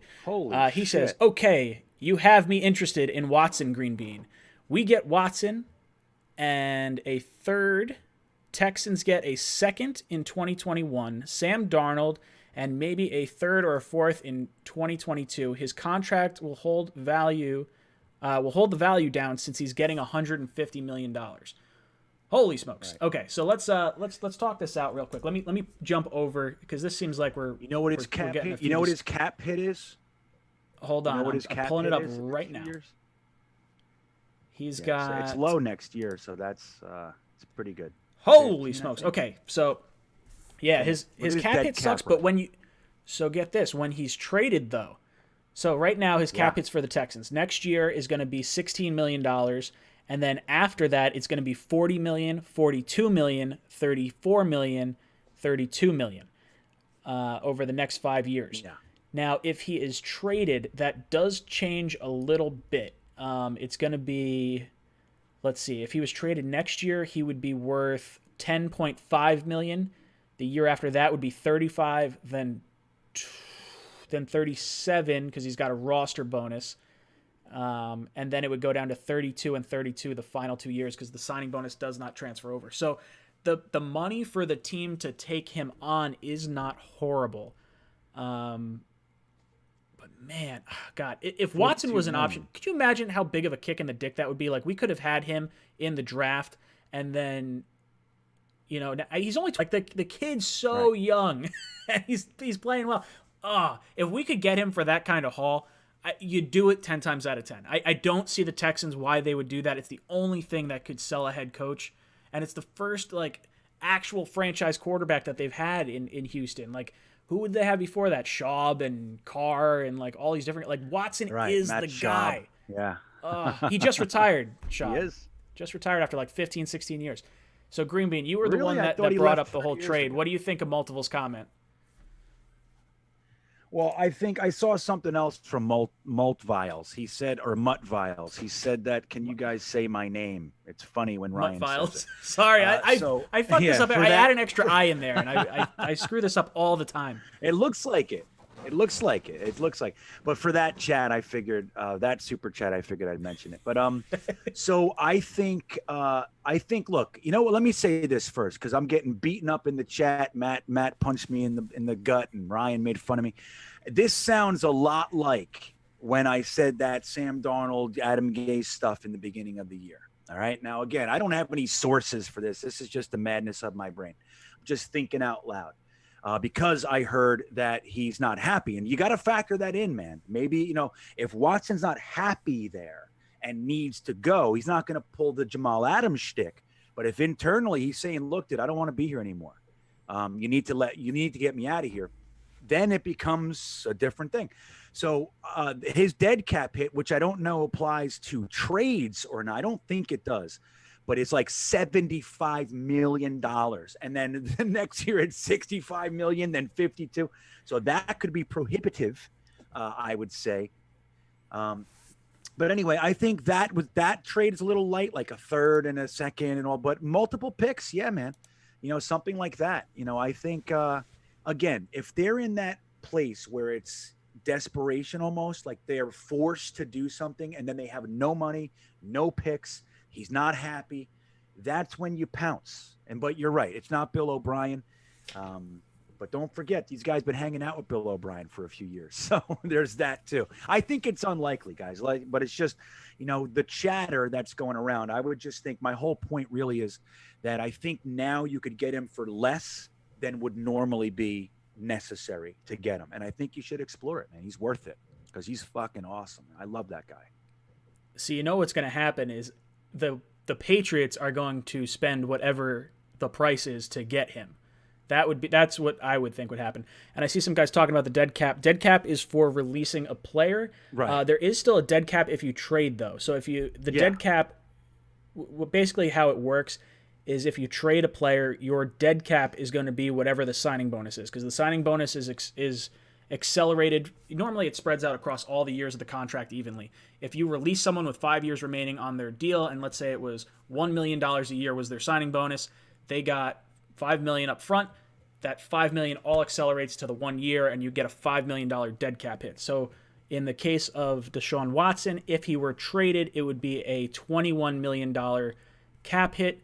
If he was designated a post-June 1st trade, it would only be $5.4 million in dead cap. So there's situations that they could make it work, but I kind of think it is unlikely that this could really happen. Matt, did I get your opinion on this yet? I don't think I got your opinion yet. What do you think? I would love Deshaun Watson on my team. I don't see how that is a realistic possibility. I don't think there's any, like I said it earlier, but I don't think there's any way the Texans would move on. Like they were starting, what was his name? Who beat us that year in 2015? TJ Yates? Was that who it was? Oh, my God. I don't even know. Like, we don't even know these quarterbacks' names who they just had, we were trying to cycle through after finding the guy. They have a 25-year-old quarterback. Yes, they're going to pay him $40 million a year, but that's what you have to do. You pay your elite talent. So, I don't know. I don't see any way they move him. I think you're speaking my language. I don't see him going anywhere. But Green Bean, yeah. I love it. It makes a lot of sense to me. I think we should get him for a 7th-round pick. That's how it should work. Yeah, guys, we have over 678 people in this live stream right now. Shut up, Green Bean. I think there should be at least 300 likes on this video. We got like 100 something. So drop a like on this video, and then while you're dropping the like, check out in the description down below. There's a link to Green Bean's new YouTube channel.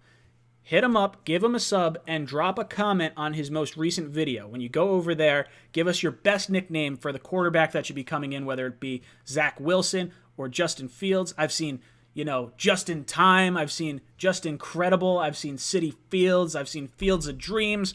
Wall Street Wilson. I've seen all these different ones. So there's a lot of stuff going around that I like going in back there. But make sure you answer that, and we'll raffle off a shirt at the end of this stream. Lori Dana Bendick, thank you so much for the super chat. He says, how many picks do you think the Jets could get for the number 2 pick, and do you guys think they should trade back? So this kind of goes along with the tweet that we saw from Adam Schefter the other day that Joe Douglas and the Jets are going to make a big time trade. And he was saying how it could be either Sam Darnold or the number 2 pick. I think all three of us believe it is going to be Sam Darnold that is traded, not the number 2 overall pick. But let's talk about it. What can the Jets get for the number 2 overall pick? For the RG3 trade, if I'm not mistaken, it was 3 first-round picks and a second-round pick. And they went from 6 up to 2. For the Eagles, they actually had a later pick worked out some trades to get up to the 8th overall pick, which I believe Miami held, because I think they traded Kiko, Alonso, and someone else to get up to that point. And then they traded from the 8th pick up to the number 2 pick to get Carson Wentz. They gave up, I think it was 2 firsts, a third, and a fourth, or something in that vein. So, Matt, in your opinion, what do you think the Jets could get for the number 2 overall pick this year? It depends on how far you're moving back, but it would have to be. You probably have to get a first in next year's draft, also. I would think, because I don't think you're going to move up for a quarterback. Like, I don't think anyone's trading up for Penei Sewell, as good as he might be. And you have to overpay to go up and get there. So, a pick swap, a second, and maybe next year's first, something like that. Interesting. Greenbean, what do you think the Jets could get for the number 2 overall pick this year? Yeah, I mean, I think you have to talk about, if they would have given us some more definable parameters, it'd be easier. But let's say we're going down to like 6 or something. We know that this is a trade up for a quarterback, so quarterbacks raised a premium. The draft chart doesn't always apply in that respect. How hard the position is to fill and all that factors in. So I would say 10 firsts. 10 firsts? I love that. That makes a ton of sense to me. For me, I like what 10, Matt was maybe saying. 20 firsts. For me, it starts with a first-round pick this year, like getting that pick, obviously, getting next year's first-round pick, regardless of where I go. If I'm going down one spot, I'm getting next year's first. That's going to happen. At the very least. And then you're probably talking at least an extra second this year. That would be my bare minimum for that, and it depends how far we drop down. Like, I ideally would not like to drop below, say, pick 4 or 5. Now 5 is the Cincinnati Bengals, so they would have to trade up for Sewell, and they're not going to give up what another team would be giving up to get a quarterback like Fields. So I think that maybe Atlanta would be the pick that I would look towards, because if I can get their first this year and their first next year, then you still have a pretty decent shot of getting Zach Wilson. And if you don't get Zach Wilson at 4, then maybe you consider taking Sewell, because that means someone would have traded in front of you. There would have been, 3 quarterbacks go 1, 2, 3, and then Sewell falls to you there. And then you have 3 first-round picks next year to go get your quarterback. And if Sam is your quarterback, which is what's going to happen, because we're not trading Sam till the draft anyway, if Sam could either do well and then, great, we franchise him, or Sam does bad and we, wind up picking near the top 10 like we have the last few years. So it's interesting. It's an interesting dilemma. I don't want to trade out of 2, though. I think you take the quarterback. Don't get cute. We have plenty of ammunition over the next few years. Don't make this complicated. You have the 32nd ranked quarterback in the league. Just make the pick. Paul Sabella, thank you so much for the super chat. I don't see a comment in there, but I will give you a high five virtually. Whoopsh. What else we got? Paul Sabella again, another super chat. Nothing there. You get another high five, though. Anthony Vitorito, sorry. Thank you for the super chat. It says, hey guys, why is no one talking about the possibility of packaging a pick with Sam? Say him and Seattle's third for Colts, Saints, or Steelers first-round pick. I love that idea. I really like that idea a lot. I think if you can get a first-round pick for Sam, and all you have to do is give up a third or later to get it, I'm okay with that, because the fifth-year option is so valuable that you could really do a whole lot of stuff. And I think if we do get that, man, I don't know if Joe Douglas would try to start trading down and just getting a whole, shitload of picks at that point, or if we stay put and we start making selections there. I would even consider this. I would look into the option of trading Sam and our Seattle first round pick to move up higher in the first round too. That's another thing that I would consider. Like, yes, if the option is getting a third round pick or a second round pick, I think maybe the second round pick I might just take. But if it's a third round pick is what you're going to get for Sam, then I would look into moving up with Sam. I think that's an interesting sort of situation that you could sort of swing. And it's almost, I don't even know if we've really seen that happen before. At least nothing that's really coming to mind. Matt, what do you think about packaging Sam with another pick to either get into the first round or to maybe move up with other picks? Yeah, it's definitely interesting, and it's one that's not really mentioned a whole lot, but it could be a good way to build out the roster. I think I like the idea of like Sam and a third for another first round pick and have 3 first rounders instead of moving up into the with Sam and a first round pick. Just because like even if it's 2 at, let's say, I don't know, let's say it's the Steelers at 25 and you have Seattle at 27. I still think you can get a pretty good haul, and take 3 really solid players in that first round and then get another, player right at the top of round 2. That's awesome. It's an interesting way to build the roster, and that's why I'm excited about this offseason, is because Joe Douglas has so many different routes that he can go. And obviously, if you're picking second and with the quarterback play this year, logic tells you to take the quarterback at 2. But then after that, what he decides to do with all of his picks and his asset with Sam Darnold, that's what's going to be interesting. Green Bean, what are your thoughts on packaging Sam with a pick to get back into the first or to maybe move up? What do you think about packaging Sam to benefit us in the draft? Well, I think that's a very interesting and creative way to look at it. I want to point something out. There's a commenter named Ben Keeley who has been literally writing this trade since we started. Like, hey guys, what do you think about this? And I just keep telling him, send a super chat. So he sent a super chat. He was the one that didn't say anything. So he's Ben. So he sent it, and the poor kid, now he's like, shit, they're mentioning it. He's freaking out. So, hey, man, I got you. I saw the super chat. I didn't know if that was you. So anyway, here we go. This is for Ben Keeley. This is your idea. And right. So here we are talking about it. Thanks, buddy. We do appreciate it. So anyway, I think it would be really cool. Now, the way that he said it was like taking Sam and our second first to move up to maybe San Francisco's pick or something like that. And that would give us pick 2 and 12 in the first round, I think it is. I think that would be phenomenal. And the value, I remember it wasn't 12, it was like 15 or something, but I checked the value chart. That would put Sam at a mid upper second round pick. It was like 400 points or something. It was 420 or something. So it makes sense. The value's there. It's in the pocket.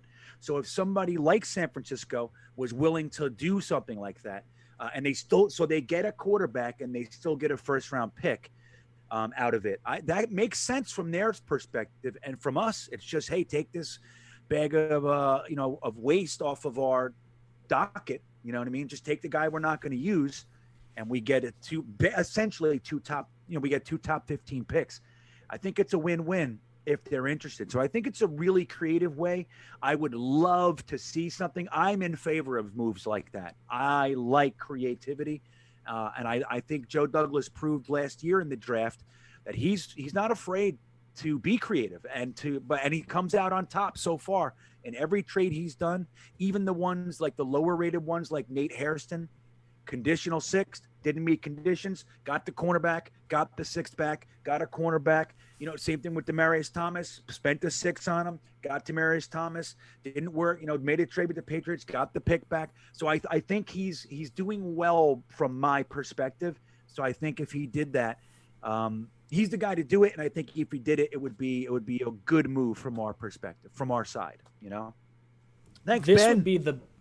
This would be, and I'll throw Ben's comment up there too. It doesn't have the comment, but there's the super chat. I love this move because this is the most creative move, I think, since we saw the Browns get a first round pick or a second round pick, whatever it was, for Brock Osweiler for taking on his contract. I think more teams should do that. The Jets have had so much cap space. I don't understand why we haven't taken on bad contracts for draft picks to help ourselves out. I think it's one of the most creative things you can do, and I agree with you guys. I think packaging Sam to get a first or to move around, the San Francisco one's real interesting. I like that a lot. I think there's a lot of stuff that could really go into that. Who else we got in here? Hold on, I'll find it in just a second. I scrolled and it just flew past my screen. Multivials coming up the super chat. Sorry. I had to make sure I pronounced it correctly. I know stream's ending soon. First, would it be possible to trade back with the Dolphins and get both their first-round picks this year? Second, do you trade the Seattle pick for a cornerback or an edge rusher? I don't think there's any shot that the Dolphins trade with a division rival. Same thing with the Jets. I don't think the Jets are going to trade with a division rival. Would I go back one pick with the Dolphins to get both their firsts? I think I would. I like Wilson and Fields. I mean, if your grading isn't real close on them, you probably say no. But, yeah, that would be awesome, I think. Second, would you trade the Seattle pick for a cornerback or an edge rusher? I don't know. It would have to be a really good edge rusher. Like if Khalil Mack wants to come over here or something like that, maybe you could get me on board with a late first. But I don't know. I think I would rather take a cornerback or an edge rusher at the tail end of the first than giving that up for a guy already on a contract or someone that might need more money. Green Bean, what do you think about that? No, I'm a fan of young guys. Like I just am. Like, first round picks are, to me, they're my favorite thing in the world. Probably too much because I'm a gambling addict. It enables me to gamble. So I don't even, I'm like, get more.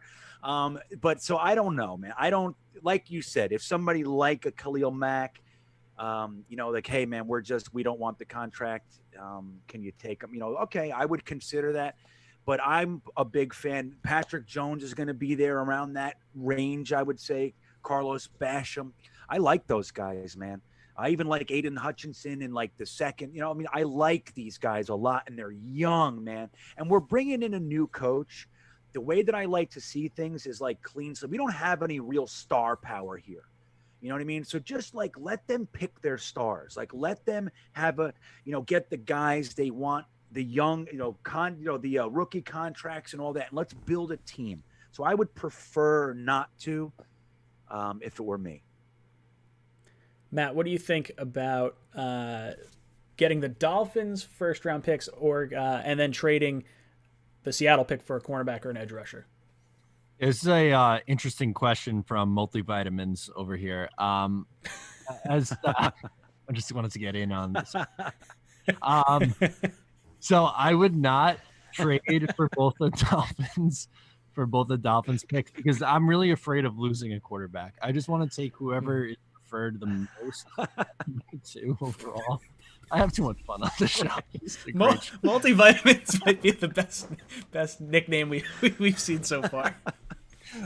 That's fantastic. And then with trading the Seattle pick, I would just take. If you want a corner or edge, take one there. There are going to be some good guys right there rather than having to trade for someone who's going to cost you a ton of money, who's a little bit older. Patrick Jones, the second, we've talked about a ton. We both like him, or all three of us like him. And then there's going to be corners there as well. So I think I'd go that route. Yeah, I think we all sort of fall on that same train. Mr. Magix says, have any GMs picked up the phone and called Andrew Luck to see how he's doing these days? I'm sure they probably have. He's not coming out of retirement. He's got a bunch of money, and he doesn't care. He's got all his brain noodles working. He's not overly concussed and not, turning his brain into soup anymore. Do you think any shot that Luck ever comes out of retirement, Matt? No, I think he's done. I was watching a video from the Pat McAfee show this week, and he was like, I have not, like, no one's have heard a single thing, like former teammates from him. I think he's just out living his life, doing his own thing, and he's going to stay that way. Have you ever seen the Twitter account that's like Andrew Luck as if he was a Civil War like commander? He's all fighting the Civil War right now. That's why you can't get in touch with him. Green Bean, what do you think about Andrew Luck? You think he ever comes out of retirement? I don't. I think the reason he left was health. You know what I mean? So it's funny. Somebody said in the chat that they think we might all be on edibles tonight. So I'm in Jersey. It's soon, baby, soon. Okay, I don't think I'm in Florida. So. Oh, so you're? I don't know if it's legal down there. I think you probably got medicinal down that way. It's medical. Yeah. So let's see. Luck's not coming out of retirement, but that would be pretty funny if he did. Pump Up Wall Street says, do you guys think Sam to Pittsburgh is realistic? Seems like Pitt winning a lot of games nudges them out of fixing their aging quarterback issue. I do think the Steelers are going to be a realistic option. That was actually one of the ones. I should have just made this fucking video. I'm so pissed that I didn't make it today now. I think the Steelers are a realistic option, and I think they're a team that could consider giving up a first-round pick because of what it would take to get Sam. Like, if we think a second-round pick is what we're getting for Sam, then someone like the 49ers are going to have higher picks than them. So they may have to give up a first. Maybe the Jets would have to give back a pick in conjunction, like we kind of said earlier. But I think the Steelers are definitely a legitimate option. I think Ben is probably playing at least one more year in Pittsburgh, so maybe you have Sam learn under Ben for a year, then Ben's money comes off the books, and then you kind of pay Sam that fifth-year option just to see if he's worth it. I think that's an interesting situation. Matt, what do you think about Pittsburgh as a realistic option for Sam Darnold? I think it's possible. I definitely think it's possible, but it's not one of my front-runner situations for them. I think they're going to wait one more year. I think Roethlisberger is going to want to go for one more. But it's not a crazy thought just because, like with any team with an aging quarterback, you have to start figuring out, okay, what's our next plan? And Mason Rudolph ain't it. So they got to figure something out. So it wouldn't surprise. Right. Green Bean, what do you think about Sam going to Pittsburgh? Yeah, Mason Rudolph ain't it. I know, I love it. So I think it's one of the better spots. I actually think there's already been, look, we traded Avery Williamson up there this year. And I think that we gave him away for chump change to them. Not that he was going to warrant all that. He had that terrible game, right? He had like 15 passes caught on Avery Williamson or whatever it was. So that didn't help. But I think that we gave him away for nothing, really, essentially. So the lines are open there between Douglas and the Steelers as well. So I think it makes a lot of sense because Ben's probably got one, maybe two left in him, right? He's having, I mean, dude, they look good this year, man. So I think that Ben's not as old as he is. You know what I'm saying? Like he's not performing as old as he is. And I think that he would be in a great situation to sit behind Ben Roethlisberger on a team that is known for development. I mean, their development has been strong for 40 years, man. It's just the way it is. They lose guys, and the next guy up is just as good. And no matter what position, especially offense and edge, it's incredible over there. So I think Sam going over there makes a ton of sense. The relationship is there, and I think all the parameters make sense. And I think it's realistic as well. All right, let's try to fire through these last few. Green Bean, if you could go over to your page to find who's going to be our winner of the raffle. Guys, list off a number 1 through 15 in the chat. We'll let Green Bean pick one, and then that'll be who the winner is. I'm just going to shoot through these. Paul, thank you for the super chat. If we keep Sam, what do you think second-round pick will be? If we keep Sam, the second-round pick, I still stand by, I could see running back there. If it's Najee Harris, he's really good. But I think I would go with edge rusher, cornerback, somewhere in that realm. Matt, if we keep Sam, who do you think we take in the second round, position-wise? I think you go, well, I think the first-round pick is offense, and then they go defense, either edge or corner in the second. Green Bean, what do you think about the second-round pick if we keep Sam, position-wise? I'm sorry, I stopped listening. What did you say? I was looking at these. That's all right. Second-round pick, position, what do you think we go towards? I think we're going to take Pat Freiermuth, the tight end. I really do. I think it's going to be edge. I think we're going to go, if we keep Sam, all right. Okay. If we keep Sam, then we're going to take probably maybe even Sewell up top. All right, just the second round pick. We don't got to do this whole thing. Just give me an answer. I got like a minute and 10 seconds. I got to cut it before 2 hours, otherwise I can't turn it into a podcast. Najee Harris. Awesome. Najee Harris. Evan Kagan, thank you so much for joining the channel. Clay Wavy, am I too late to win a shirt, bro? Hopefully you answered down in the comment section because that is where we are going to pull our winner from. And then Ben Keeley says, would you guys want Pitts, Waddle, or Davis at 12? I would say I would Ooh, I like Waddle a lot. I would take Waddle, but Pitts is a good option as well. Real quick, Pitts or Waddle? Matt. Davis, neither. Davis. Okay, Green Bean, you. Pitts, Waddle, Davis. What is it? Doesn't matter. Who wins the shirt? Who wins the shirt? Well, Tell only me. one person got it right. It was a trick question. Mr. Bucks Nation wins the shirt. He was the only one to get it right. It's 5 times. We traded out once. Mr. Bucks Nation, you are going to be our shirt winner. Guys, thank you so much for tuning in tonight. My name's Ryan. I usually go around the panel to say what's up and what's good, but